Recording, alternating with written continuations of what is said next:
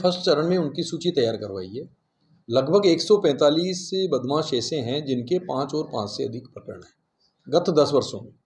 उनमें से फर्स्ट चरण में कम से कम 40 से 45 अपराधी गण का चयन करके और सबसे पहले हम उनकी हिस्ट्री शीट खोलने की कार्रवाई करेंगे। गुंडा एक्ट में कार्रवाई करेंगे, राजपासा में करेंगे, एनएसए में करेंगे और इनको पाबंद रखेंगे। अगर मुकदमों में वांटेड चल रहे हैं तो उनकी गिरफ्तारी सुनिश्चित करेंगे। ये हमारी एक व्यू रचना है और जो ही उनका रिकॉर्ड तैयार होगा, हिस्ट्री शीट जब उनकी खुल जाएगी, गुंडा एक्ट में कार्रवाई होगी, 110 सीआरपीसी में कार्रवाई होगी, राजपासा में होगी, एनएसए में होगी, तो ये हमारा तरीका होगा कि इसके माध्यम से हम उनको निरुद्ध रखें, जेल के अंदर रखें और जो वांटेड क्रिमिनल्स एनडीपीएस एक्ट के केसेज में चल रहे हैं उनके ऊपर आज डिटेल में सभी थानाधिकारियों, वृत्ताधिकारियों, एडिशनल एसपी से चर्चा की है और हमने ये निर्देश दिए हैं कि बाहर से जो, क्योंकि यहाँ पे इसका कल्टीवेशन नहीं है, यहाँ पे पैदा तो होती नहीं है, बाहर से आती है, तो हमारी जो नाकाबंदी की जो व्यवस्था है और उसको स्ट्रॉन्ग किया जाए और सूत्र सूचना संकलन होती है जिसके आधार पे हमारी सक्सेस रेट बढ़ती है किसी भी कार्रवाई में, उसके ऊपर भी हमने जोर दिया है। और एक जो है हमारे जो सोर्स होते हैं भाई उनको और आगे से आगे मजबूत किया जाए कि हमारे इस संबंध में हमने जो इस क्षेत्र में एनडीपीएस के जो पूर्व में जो प्रकरण पंजीबद्ध हुए हैं या पूर्व में जिस प्रकार का सूत्र सूचना संकलन हुआ है और जो वांटेड क्रिमिनल्स एनडीपीएस एक्ट के केसेज में चल रहे हैं उनके ऊपर आज डिटेल में सभी थानाधिकारियों, वृत्ताधिकारियों, एडिशनल एसपी से चर्चा की है और हमने ये निर्देश दिए हैं कि बाहर से जो, क्योंकि यहाँ पे इसका कल्टीवेशन नहीं है, यहाँ पे पैदा तो होती नहीं है, बाहर से आती है, तो हमारी जो नाकाबंदी की जो व्यवस्था है और उसको स्ट्रॉन्ग किया जाए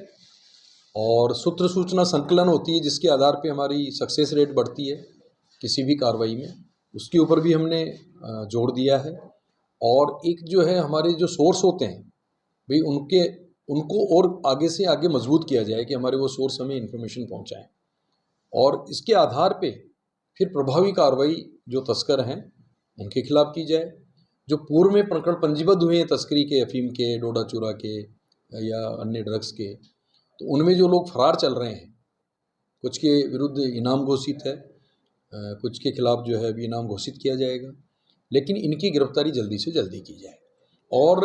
अफीम सप्लायर या मादक पदार्थ के सप्लायर के खिलाफ कार्रवाई की जाए और आगे ये किस प्रकार से पहुँचती, किन लोगों तक ये पहुँचती, उनका भी पताराशी करके और ठोस कार्रवाई की जाए। सर, दिनेश अमीन सर की ओर से आज भी मैं देख रहा था सभी एसपीज आईजी को विशेष अभियान चलाने के लिए निर्देश दिए गए, तो किस तरीके से प्लानिंग है, क्योंकि लगातार राजस्थान के अंदर कानून व्यवस्था को लेकर तमाम सवाल खड़े हो रहे, तो अपराधियों में खौफ पैदा हो इसके लिए आने वाले दिनों में, जैसे हाल ही के अंदर भरतपुर में जो अपराधी फरार हो रहे थे उन्हें गोली मार दी गई, झुंझुनू में मार दी गई, तो इसी तरीके की कुछ कार्रवाई आने वाले दिनों में पुलिस और ज्यादा सख्त होगी अपराधियों के खिलाफ, हार्डकोर अपराधियों के खिलाफ। हमारी जो कार्य योजना है उसके तहत हमने सबसे पहले जो एक्टिव क्रिमिनल्स हैं उनका पूरा रिकॉर्ड खंगाल करके और उसका डाटाबेस तैयार कर रहे हैं। जिन अपराधियों का चालान पूर्व में एनडीपीएस एक्ट में हुआ है, एक्साइज एक्ट में हुआ है, गैम्बलिंग एक्ट में हुआ है, एक्सटोर्शन में हुआ है, उनका पूरा डाटाबेस तैयार करके जो मोस्ट एक्टिव क्रिमिनल्स हैं हमने फर्स्ट चरण में उनकी सूची तैयार करवाई है। लगभग 145 बदमाश ऐसे हैं जिनके 5 और 5 से अधिक प्रकरण हैं गत 10 वर्षों में। उनमें से फर्स्ट चरण में कम से कम 40 से 45 अपराधी गण का चयन करके और सबसे पहले हम उनकी हिस्ट्री शीट खोलने की कार्रवाई करेंगे। गुंडा एक्ट में कार्रवाई करेंगे, राजपासा में करेंगे, एनएसए में करेंगे और इनको पाबंद रखेंगे। अगर मुकदमों में वांटेड चल रहे हैं तो उनकी गिरफ्तारी सुनिश्चित करेंगे। ये हमारी एक व्यू रचना है और जो ही उनका रिकॉर्ड तैयार होगा, हिस्ट्री शीट जब उनकी खुल जाएगी, गुंडा एक्ट में कार्रवाई होगी, 110 सीआरपीसी में कार्रवाई होगी, राजपासा में होगी, एनएसए में होगी, तो ये हमारा तरीका होगा कि इसके माध्यम से हम उनको निरुद्ध रखें, जेल के अंदर रखें और यदि वो जमानत पे बाहर हैं तो भी वो पाबंद रहें और उनकी गतिविधियों पे